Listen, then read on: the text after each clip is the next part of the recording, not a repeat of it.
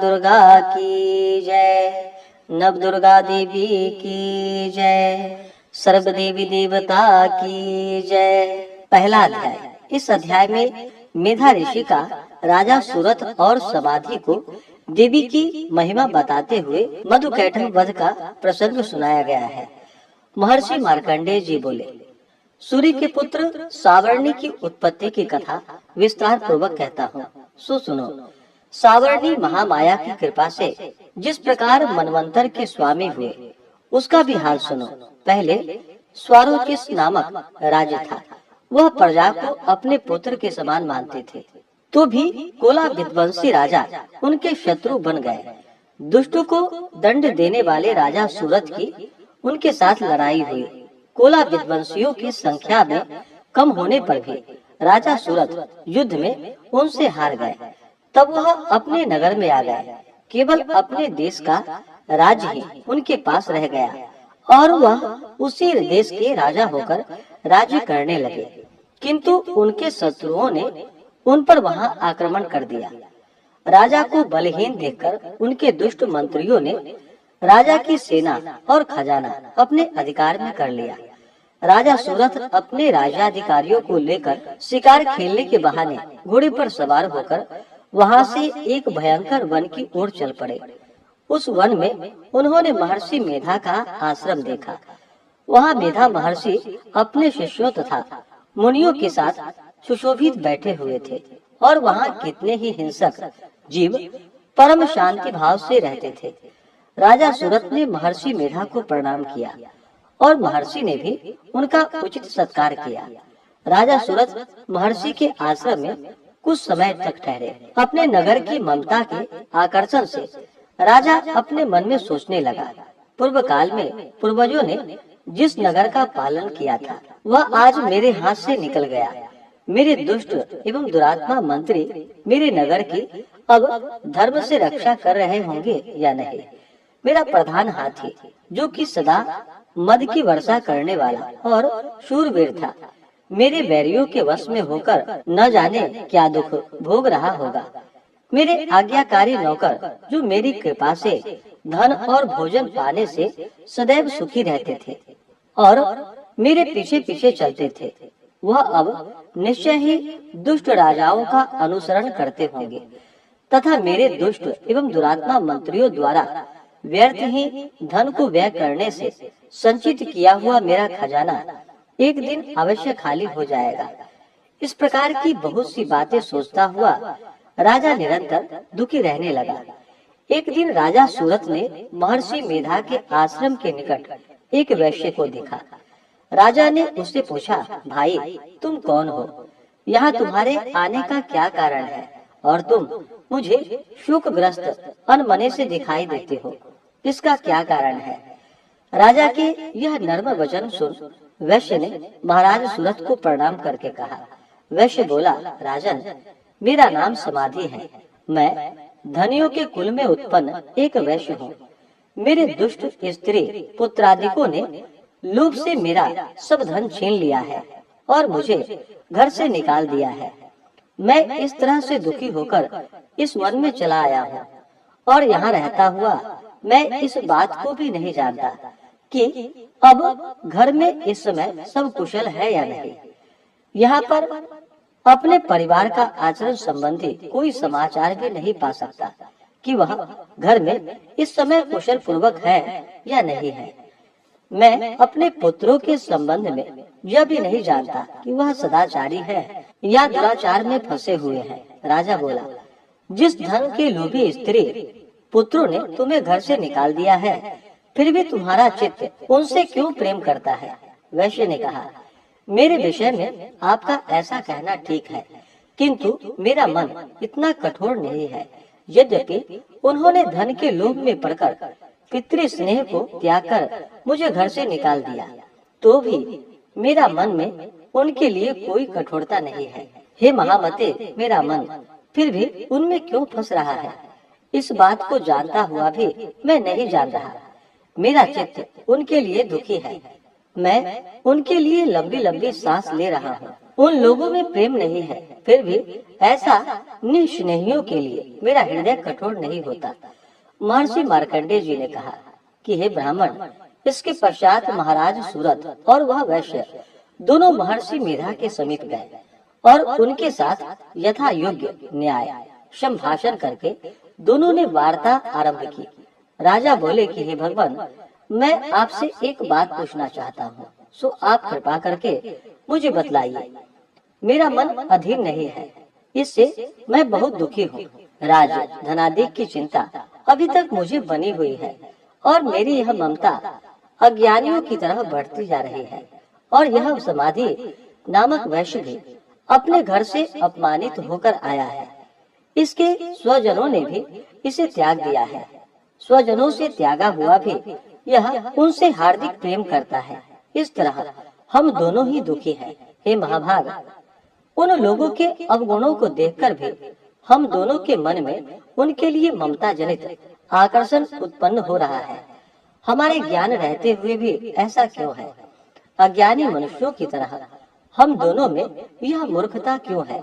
महर्षि मेधा ने कहा, विषम मार्ग का ज्ञान सब जंतुओं को है। सबों के लिए विषय पृथक पृथक होते हैं। कुछ प्राणी दिन में नहीं देखते और कुछ रात को, परंतु कई जीव ऐसे हैं जो दिन तथा रात दोनों में देख सकते हैं। यह सत्य है कि मनुष्यों में ज्ञान प्रधान है, किंतु केवल मनुष्य ही ज्ञानी नहीं होता। पशु पक्षी आदि भी ज्ञान रखते हैं। जैसे यह पशु पक्षी ज्ञानी है, वैसे ही मनुष्यों का ज्ञान है, और जो ज्ञान मनुष्यों में वैसे ही पशु पक्षियों में है, तथा अन्य बातें भी दोनों में एक जैसे ही पाई जाती है। ज्ञान होने पर भी इन पक्षियों की ओर देखो। अपने भूख से पीड़ित बच्चों की चोंच में कितने प्रेम से अन्न के दाने डालते हैं। हे राजन, ऐसा ही प्रेम मनुष्यों में अपने संतान के प्रति भी पाया जाता है। लोभ के कारण अपने उपकार का बदला पाने के लिए मनुष्य पुत्रों की इच्छा करते हैं और इस प्रकार मोह के गड्ढे में गिरा करते हैं। भगवान श्री हरि की जो माया है, उसी से यह संसार मोहित हो रहा है। इसमें आश्चर्य की कोई बात नहीं है, क्योंकि वह भगवान विष्णु की योग निद्रा है।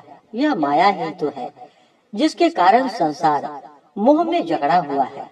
यही महामाया भगवती देवी ज्ञानियों के चित्त को बलपूर्वक खींचकर मुंह में डाल देती है और उसी के द्वारा संपूर्ण जगत की उत्पत्ति होती है।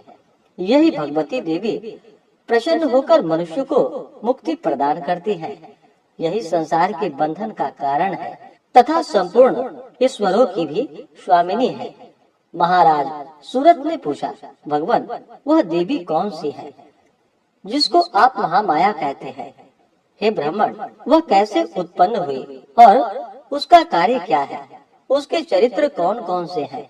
प्रभु, उसका जैसा प्रभाव हो, जैसा स्वरूप हो, वह सब कृपा कर मुझसे कहिए, मैं आपसे सुनना चाहता हूँ। महर्षि मेधा बोले कि हे राजन, वह देवी तो नित्य स्वरूपा है। उनके द्वारा यह संसार रचा गया है, तब भी उसकी उत्पत्ति अनेक प्रकार से होती है। वह सब आप मुझसे सुनो। वह देवताओं का कार्य सिद्ध करने के लिए प्रकट होती है।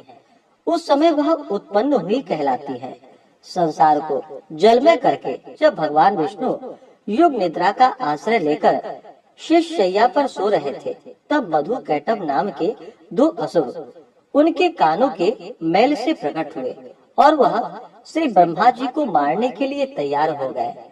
श्री ब्रह्मा जी ने जब उन दोनों को अपनी ओर आते देखा और यह भी देखा कि भगवान विष्णु युग निद्रा का आश्रय लेकर सो रहे हैं, तो वह उस समय श्री भगवान को जगाने के लिए उनके नेत्रों में निवास करने वाली युग निद्रा की स्तुति करने लगे।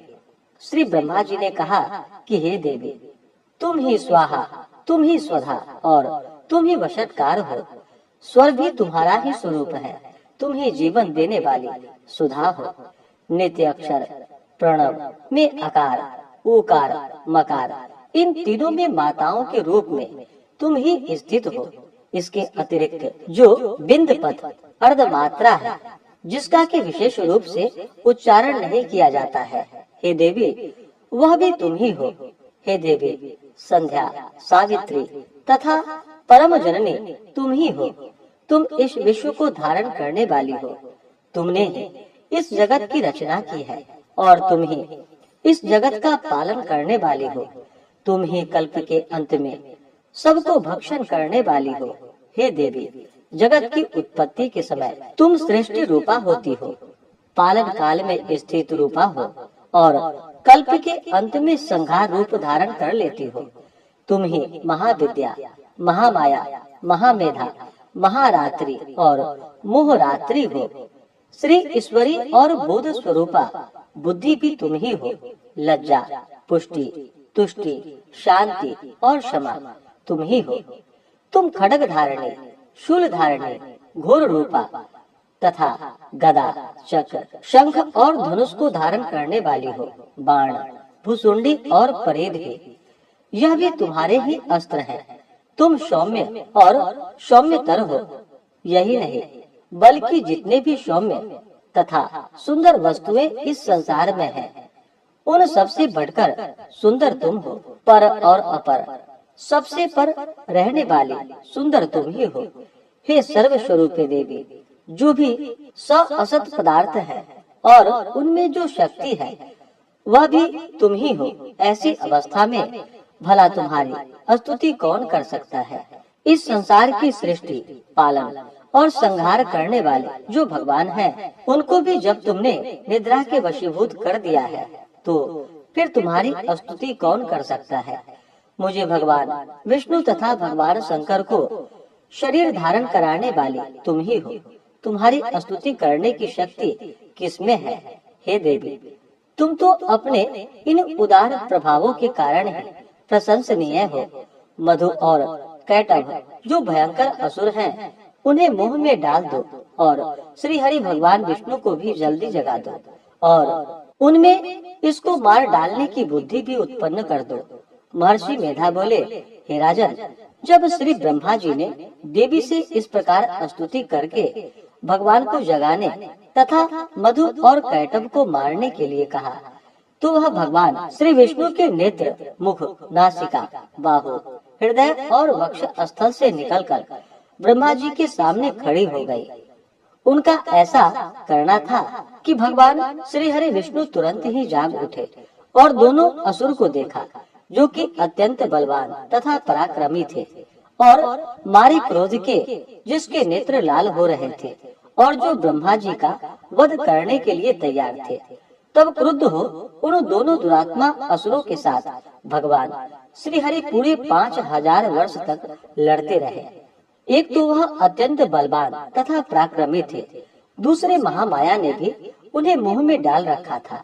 अतः वह भी श्री भगवान से कहने लगे कि हम दोनों तुम्हारी वीरता से अत्यंत प्रसन्न हैं। तुम हमसे कोई वर मांगो। भगवान ने कहा, यदि तुम मुझ पर प्रसन्न हो तो अब तुम मेरे हाथों से मर जाओ। बस इतना सा ही वर मैं तुमसे मांगता हूँ। यहाँ दूसरे वर से क्या प्रयोजन है। महर्षि मेधा बोले, इस तरह से जब वह धोखे में आ गया और अपने चारों ओर जल ही जल देखा, तो भगवान श्री हरि से कहने लगे, जहाँ पर जल न हो, सूखी जमीन हो, उसी जगह हमारा वध कीजिए।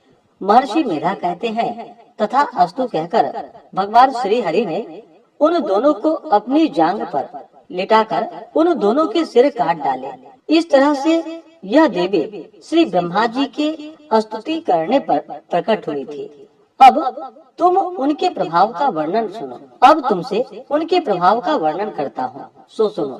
इस प्रकार से श्री दुर्गा सप्तशती में पहले अध्याय की कथा पूर्ण हुई। तो बोलिए प्रेम से दुर्गा माता की जय, नव दुर्गा देवी की जय, सर्व देवी देवता की जय।